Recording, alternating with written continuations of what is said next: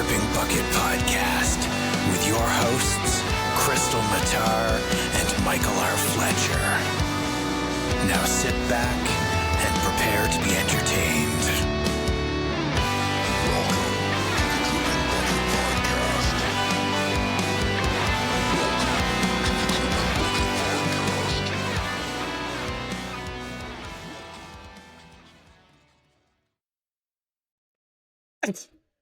Thanks, bud. Okay, welcome back to the Dripping Bucket, where we're super slick and super professional. Antibiotic free. And we're free range cannibals. Parts of us are dripping, everything is raw. Very moldy. We're having a good time. Having a great time. Oh man. Okay, I'm never going to successfully introduce this podcast because I always go second where we're all wound up and extra stupid instead of going first for some stupid reason. Anyway, we're here with a fellow podcaster and writer, and we kind of thought we'd talk about the intersection of those things, which makes it sound more intellectual than it actually is. The truth is we're just going to shit talk podcasting for a while. Yeah. So Adrian, if you want to do a quick intro on your SFF Addicts, tell us about yourself and your podcast. Yeah. Well, yeah, I'm the host, creator, co-host of SFF Addicts Podcast, which I do with my bestie MJ Kuhn, who's the author of that book right there, Among Thieves. And its sequel, Thick Ass Thieves, which is actually Thick as Thieves, but I just say it. And then people review it and put Thick Ass Thieves, and it makes me really happy. Do they do it as a joke, or do they just not? They do it as an in-joke, where they like review it as Thick Ass Thieves because they listen to the podcast as well. And then sometimes guests get confused, and it makes me really happy. Who was it? I can't remember who it was. They're like, I own a copy of this, and it's not Thick Ass Thieves. It's Thick Ass Thieves. They're upset. This isn't the book I wanted. Yeah. I didn't get the thief erotica. I'm here for the thick ass. What? Yeah. The fuck? We're all here for the thick ass. It's true. But yeah, so MJ and we interview authors, much like Mike and Krystle, you two are doing. Only you guys are slick and professional and shit. You like edit, and you like. You guys are actually good at it. Yeah. Just a backhanded compliment. Yeah. I mean, you rely on all those crutches and shit, but yeah, we interview authors, and then we do a writing masterclass with them. So we pick their brains about their careers, and then we pick their brains about writing craft, whichever sort of particular aspect of it that piques their interest, which is fun because we let them choose. But I'll usually be like, here's a big fucking list of stuff we've already done. Don't do it again. Are you serious? Or no, I don't say don't. I don't say it like that. I'm not being a child about it. But I'll say like, no, I know try that. Not to we'll do adjacent stuff, but we're not going to do the exact same topic again. Oh, okay. Wow, that's actually a lot. I feel bad for like 50 guests from now. Oh yeah, it's like scraping the barrel for topics. I can already tell you ahead of time, I will not be reading that list. I will pitch you some topics, and you can pick one that you haven't covered already. And I will happily let them do that. Okay, good. You can read the list, or you can neglect it. Whatever you choose. It's good to know there's a cheat sheet, because it's like I was imagining that and panicking a little, and I haven't even tried it yet. So for all you lazy authors out there like me, just know there is a cheat option. There always is, Krystle. There always is. It's true. There's always a workaround. So okay, so the real question, I think, is how long have you been doing it now? Like, it feels like forever, but also kind of not. But I feel like it's been several years. It was when we were in the UK last month or August for Worldcon. Okay. It was exactly 3 years. 3 years. Wow. Yeah. Which in the grand scheme of things is not that long. It's not that long, but also that hurts a little, because I remember when you started. You were on episode 7, girl. Episode 7? Wow. Yeah. That was a long fucking time ago. Yep. A lot has changed in 3 years. Yeah, you were more ambitious or more complicated on yourself as a planner at the beginning, right? Like you had a couple of authors on each time. So every episode you were like cross-checking time zones and shit. It was a massive pain in the ass. Like when I did TBRCon, which is like FanFiAddict's virtual convention, I pretty much like that was a breeze for me because like I've basically been like forcing this upon myself for like a year and a half. Just be like, I was doing like a globe spanning panel every 2 weeks and just navigating all this time zone bullshit. The most complicated one was actually the last panel that I ever did, which was episode 32 on robots and artificial intelligence. And that one had someone in Hawaii, 2 people in the mainland United States, and then another person in Finland, which was just a blast.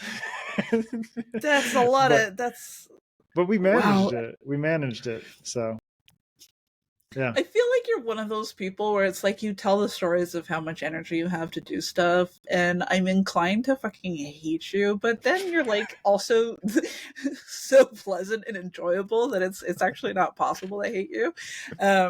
So speaking of backend, like a little love hate thing going on. No, it's not even a love hate. It's just you're awesome, mostly, and it's just mostly hate. Okay, well, I'm nicer than Fletcher. Maybe that's what it is. Yeah, Mike's like, fuck you, man. But I do hear these lists of accomplishments, and I'm like, man, save some for the rest of us, you fucking asshole. That's what everyone said to me. That's what everyone said to me in Glasgow, and I was like, I just came back from tattooing so and so, and they're like, you're a tattoo artist as well. Like, what the fuck is this, man? In your defense, that came first, and you pivoted into into podcasting and writing. Podcasting and writing. How's your? You haven't sent me a heel picture, by the way. How is it? Oh, I haven't. Okay, it's great. Like my skin's doing a funny thing, but it's oh fuck angles and shit. It's twist great. Your arm. Just caress it, Chris. You're gonna get me in trouble.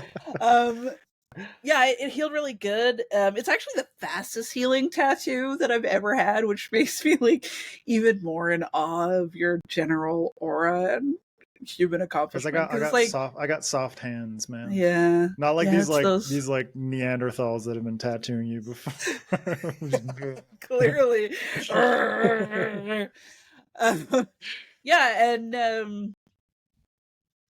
Yeah, it was a cool experience getting tattooed by Adrian in Glasgow. I highly recommend it. It's very possible that nobody else will get the opportunity because who knows when.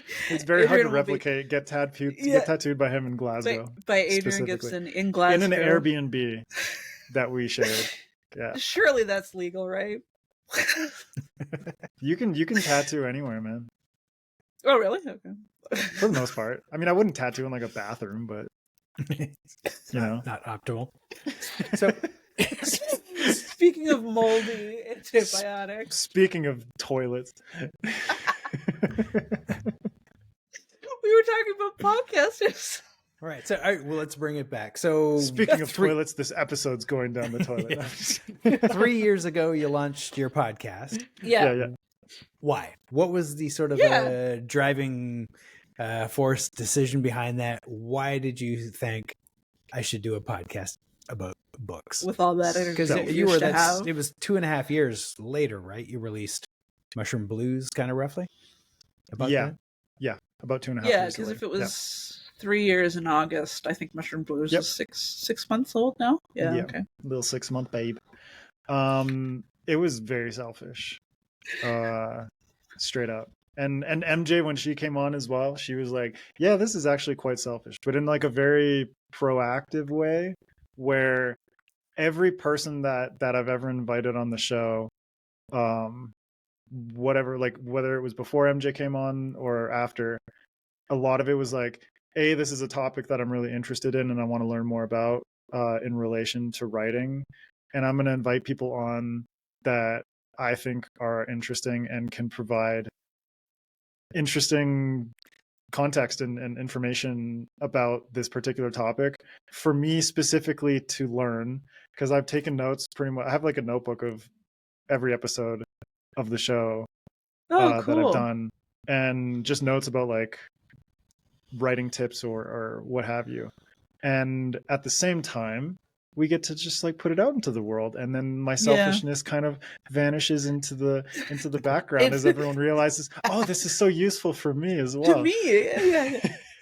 Well, I mean, but you say that, but also I think it would be kind of a weird pitch for a podcast of I'm only inviting people that I'm not interested in talking to. And That's true.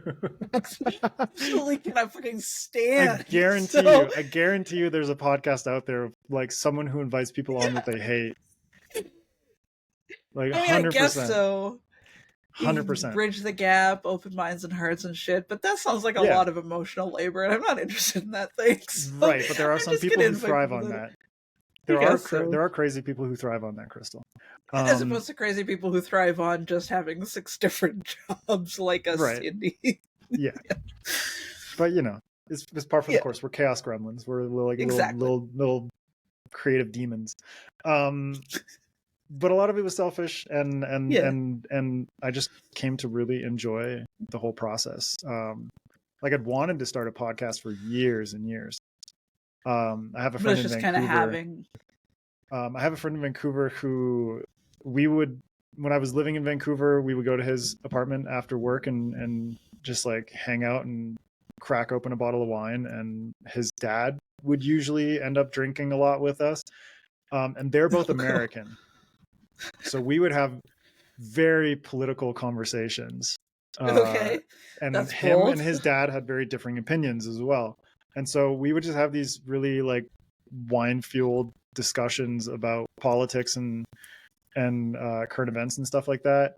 And his dad would always tell us like, you two should start a podcast together. Even though he was a big part of what made those conversations work. So it's like the three of us should have a podcast together. But he was like an accountant for like a gold mining company. So he's like, I don't have time for that shit. Most reasonable people would say when confronted with the concept of you should have exactly. But that was kind of like a thought for years and years and years. And then when I started at FanFiAddict, I realized that I love books and I love discussing books, but I actually kind of hate reviewing and like writing reviews. And Krystle, you and I have talked about this, where it's like, I only have so much mental capacity for like vomiting words onto a word processor on my computer. And the more time that I spend writing a critical review of a book takes away my drive to do anything else related. And so I figured like, I feel like I'm also like just a little bit too soft for that, because you're not gonna go like a knife to the throat like 5 out of 10. And I just every time I try to phrase things of like, you know, this or that or the other thing didn't work so great for me, but it's not about skill or it's absolutely personal taste. I'm like, man, this is too much fucking energy, man. I like the book, I didn't like the book. That's all you get from me now. It's like all you have to do at this point is like just like go rate it on Goodreads or whatever. Like give it like a paragraph review, and that's totally fine. What I want to do lately, just as a thought experiment, is coming up with like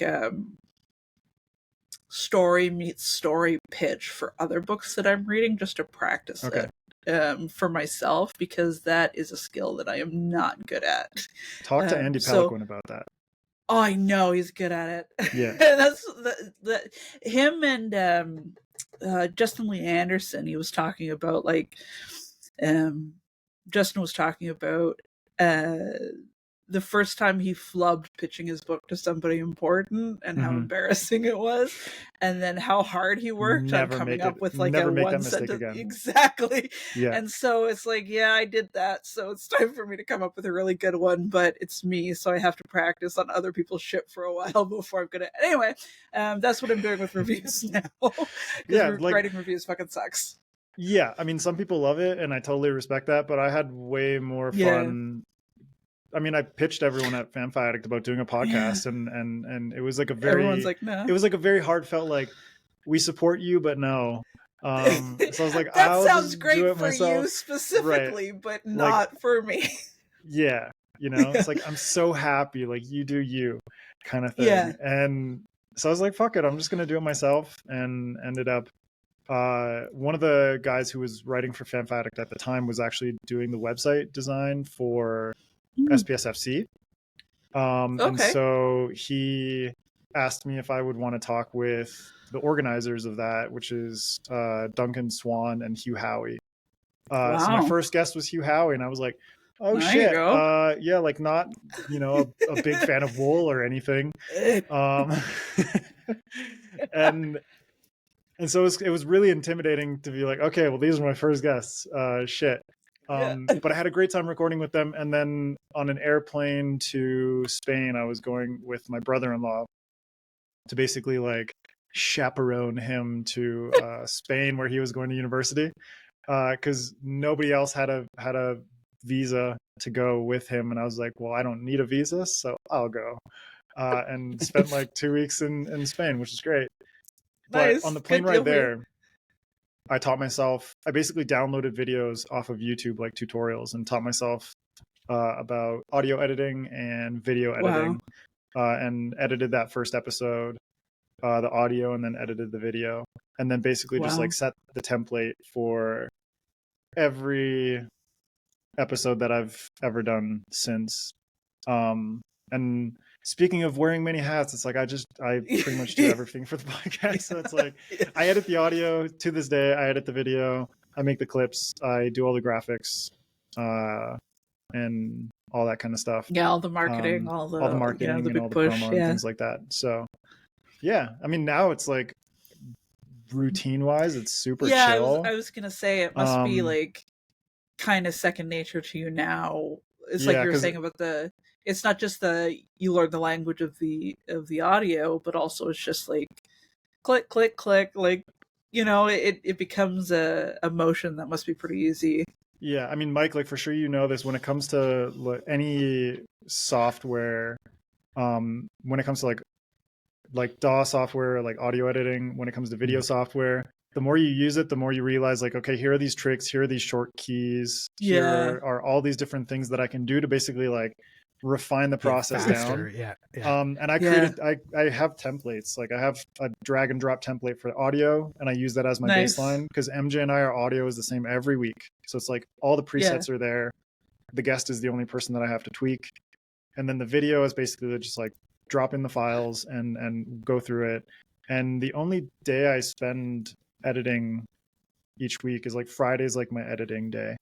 So I'll edit the audio in the morning, and then I'll edit the video in like the afternoon or the evening, and then maybe like if I still have time, like I'll make a few clips that night, or I'll do a couple on Saturday. And that's pretty much the only day of my week that is podcast related, other than recording. So that's pretty cool. That gives me some hope for our future. No, if I just try there is no hope. 1% harder, I could actually be Mike's professional. Like, thrive on the chaos. Yeah, it's true. It's true. So, I keep threatening to try harder, but I know I'm safe. Yeah, you know who you're partnered with. Yeah. So one day, Mike, one day. If you had to pick one episode that you've recorded for you stands out that you're just like, I fucking love that episode, which one would it be? Which one's your baby? Jim Butcher. Those cool. that those two episodes with Jim Butcher were some of the most fun to record, because my friend Ronnie Verdi is friends with Jim, so I've heard a lot of stories, like Ronnie's firsthand accounts of his like experiences with Jim, and so I knew going into it, like, this is, even though it's like mega New York Times bestseller, for anyone who doesn't know, author of the Dresden Files books, amongst other series, but that was one of those episodes where I'm like, I'm not intimidated by like the status of this person or whatever, Yeah. just because of the stories that Ronnie had told me. And then when we actually ended up recording with Jim, I was like, he's super chill, really funny, very witty and like quippy. And then the masterclass that he did was probably one of like the most mind-blowing masterclasses, like mind-blowing like writing lessons that I've ever experienced, where I was like, holy shit, the way that he boiled things down about a writing technique that he calls so it's kind of like sequential storytelling, but it's the way that he frames his scenes in relation to sequential storytelling, and so going into every scene, framing it in 4 parts essentially, where you know you have emotion, which is like the reaction that the POV character is having to the thing that they just experienced, which is usually like the last chapter was a bombshell cliffhanger or something like that. Yeah. The next chapter is them reacting to that thing. And then the next part of that is reason, which is basically like the reasoning part of their mind takes over from the emotional in order to figure out like, how do I actually handle this thing in like a tangible way. And then after that is review, and the ways in which they review their emotions and their reasoning in order to then act upon that thing. And usually what that ends up leading to is another bombshell. Yeah. And so it's like it's framing scenes in such a way that is really easy to understand as a writer. And as a reader, it's something that you don't necessarily absorb consciously, but you absorb it subconsciously, and it makes for stories that are really engaging. And I think that kind of framework works really well in thrillers. It works really well in romance. It works really well in mysteries. It fits into a lot of different genres, and the ways in which you can balance it to be like, this chapter is more, or this scene is more like emotion heavy. This scene is more reason heavy. The way that you can balance that out is, and you could probably balance it differently across characters too. And like exactly. It's definitely a plug and play situation where it's customizable based on what you want from each book, each genre, and each person in the book. Exactly. That's really cool. Yeah. So the way that he laid that all out was, for me, like I actually went through Mushroom Blues and was like, oh, you did like an editing pass on like I did like I did an analysis of the book in that, and I was like, oh fuck, like I've actually been doing that quite a lot. To like varying success, of course, but it's one of those things that you don't realize, like we absorb so much subconscious technique from the books that we read, that it's inevitable that we would start to apply these things, not just books, even like the films that we watch, the movie, the TV shows, and all that kind of stuff. Like every episode of something like CSI or there's always something big before the scene break, and then or after like Criminal Minds. The commercial break rather. Exactly. And then right after the commercial break, there's like a low period where they're kind of reminding you what happened, because the 60 seconds away from the thing was a lot. You went and got some popcorn or something. Your feeble mind cannot comprehend what you just experienced. But it was mind blowing to just have it laid out like that, and I'd never applied like a rational framework to something that I've experienced subconsciously in the course of my entire life. So Jim Butcher is he's a fun guy. So I gotta go look for that one. Fun guy. Yeah, he's a fun guy. I'll link it in the show notes for sure. There we go. I think it's episode 78. I think episode 78 is the one with Jim, and then 79 is the masterclass. There's your pop quiz. If you're wrong, I'm gonna leave a note. I'm gonna crucify you. Are you gonna put in the show notes buddy. Like Adrian was wrong? Fuck him. Yes, here's the actual absolutely link. I will. However, if you were right, I will not put that in the show notes. I'll just quietly put the link. It's either it's 78 to 80 is like within. You don't get to expand. Waffling you now. do not get to expand. We're going with the first guess. Yeah. You ruined me, Krystle. Perfect. That's what we're here for. Yeah, we're here to ruin our guests. Yeah, at least once per episode. Yeah. Gotta get my antibiotics. It's revenge for the time that you invited me on your podcast and made me cry. You always bring that up. As if like everyone needs to know that I made you cry. But it was like a positive, emotional cry. Fucking context, Krystle. No. You've got the nice guy thing. I gotta take you down. Actually, it's not gonna work because everybody knows that I cry pretty easily. Because I think I had a run of like 5 or 6 podcasts where somebody asked me a really emotional question in like each one, and you were just right in the middle of the run. So, yeah, there you go. I can't actually ruin your. Yeah. I'm incapable of ruining anybody's reputation. Yeah. So if anyone is like interested in starting a podcast, just make your guests cry. That's a good start. Yeah. Or just have Krystle on. She'll take care of the rest. She'll take care of the rest. Yeah. She'll either cry from laughing so hard or something is so emotional. It's just like cutting deep into the floor. That is actually true. That is actually true. I'll probably do one or the other. Oh man. And on that note, we're going to try to close out the episode. Last time it took us about 3 minutes to close out the episode from this point, so we'll see. We've started ending it at the sort of correct pace. Yeah. Just preliminary closeout. Yeah. Waffling towards an ending. Adrian, thank you for joining us. Never mind. Wait. I've got one serious question, okay? Oh my God, Krystle. So this could apply to either before podcasting or before writing, whichever one you want. But if there's one thing that you could have told yourself that you wish you'd known as you were going into it, what do you think that would be? Honestly, nothing, because it's like all the mistakes I made. All the mistakes I made were fuck off. All the mistakes I made were necessary in order for me to get better at podcasting or be a better interviewer.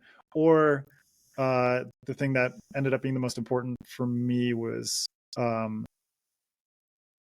like meeting these people on these different podcasts and realizing like when the connection was there to not let that like slip away kind of thing. So it's like we're all like this happened with Andrea Stewart, where I was like, she was on the same episode as you and I was like, you're super cool. And then it's just like we didn't really talk much more than that, and it took me a while to kind of get back and be like, okay, the next time I interviewed Andrea, that we started to develop more of a rapport. And now I'm like, have a much better friendship with her. And so it's like those friendships can very easily, it's okay to like, they can very easily falter, like a potential friendship with somebody or a potential connection with somebody, if you just kind of like let it fall by the wayside. But I got better and better at picking out the people where I was like, oh, Krystle's really cool, and then like ending up and now talking to you more. You poor thing, you've aged like 10 years. I had my Mike audiobook U.S. presidency aging experience just by being friends with Krystle. That tracks. So just not to let those opportunities fall by the wayside, because if you do, then like I know Mike, after doing Wizards, Warriors, and Words, the relationship that you have with Dirk and with Rob and with Jed, like that podcast helped you guys solidify your friendships. For sure. And it could very easily have been like, we don't do Wizards, Warriors, and Words anymore, and bye. let those friendships let those friendships just kind of like fizzle out. But it's very easy to make that mistake, but at the same time you can put in a little bit of effort, and especially because we're doing this all online, keep those connections strong. And I think like that's another thing that kind of came out of meeting people in person, where once you let your guard down a bit, you realize pretty quickly we're all just people. We're all, and Speak some for of these yourself. people that we know, well, except for Fletcher, he's not people. He's a meat suit. He's a gray meat man. He's an alien in a meat suit. It's not even real. Spoiling the secret. Yep. It's like Men in Black, where that like cockroach thing inhabits that farmer's body. Date yourself with the 90s movie reference. The one I was thinking of was the fifth element, where he's like, negative, I am a meat popsicle. I think that's Fletcher. Fletcher is a great meat popsicle. We got two 90s movie references in it once. Yeah. Great job, Krystle. That's how everybody's gonna know how old we are. We could have made it even older than that. No, my memory's not that good. The Thing? That era, maybe? those the movies that came out of that era had a big impact on little me. Yeah. And to see more of that, go read Krystle's books to see all that shit poured out of her mind onto the page. Oh, that's a good pop quiz. I don't know if any of that probably all came from the war movies I was watching rather than the sci-fi movie. Anyway. Long tangent. Now we circle back. Now I'm going to be thinking about my influences for way too long, and it's going to give me like an identity crisis. Did I just send you spiraling, Krystle? You did. Fuck. Kareem's he's gonna like send me a message and be like, "What did you do? What did you do?" She's drinking in the corner again. She's shaking. She's trembling. The kids are scared. What happened to Mama? She's a meat popsicle, guys. She's a meat popsicle. Okay. And on that note, we're actually going to leave now. Yeah. Come Thank back you guys. next time to the Dripping Bucket for more popsicle jokes, and maybe we'll talk about books. I mean, there's probably a melting popsicle in that dripping bucket, causing it to drip more and more. So, if you want some sticky sugar bucket, come back and listen to this amazing podcast. And we were the first podcast to set a trend for our subscriber numbers going down. Thanks a lot, Adrian. Oh my god. Okay. You've been listening to the Dripping Bucket. Yeah. This hot mess. I hope next time everybody eats a popsicle, they think of us. They think of us. Yeah. Or if everybody just like takes one bite of a popsicle and just dumps it into a bucket. Yeah. This is the communal bucket. Just toss it in. Okay. That'll be my no context line for marketing this episode. And get the fuck out of my podcast, man. Antibiotics and sticky sugar buckets. Okay. It's a good time. Oh, man. Thank you so much for coming on, Adrian. And I'm really sorry to all of our listeners. And we're going to go now and put Adrian to bed so he can behave himself. I'm going to go eat a popsicle. Fuck you. But thank you both for having me on. I appreciate it. I cut it off. I don't